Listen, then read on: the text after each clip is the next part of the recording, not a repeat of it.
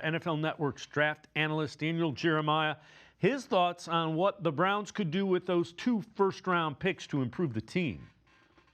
Yeah, I mean, they don't have an offensive line, so I mean, like that's you gotta have 5 guys to run out there. So that's where we'll see what they can accomplish in free agency, but they've got to have a heavy investment there.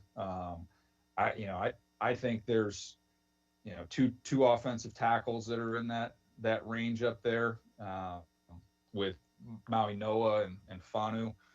But there's also opportunities for them if they wanted to wait. They could get one at 24. I propose the idea of doing both, of just getting your 2 tackles there and not really relying on DeJuan Jones to stay healthy going forward. And if somehow he surprised you and stays healthy and played at some crazy elite level and you wanted to kick one of the other 2 guys inside, you could do that. But to me, the offensive line is a place I would be looking. Where they are, they're kind of, I think the best offensive lineman in the draft is the Penn State interior offensive lineman, Ioane. But where they're positioned and where they pick, not going to be there at 24. And I don't think you're going to take the interior lineman at 6. So maybe that's a name that if you were to maneuver around a little bit.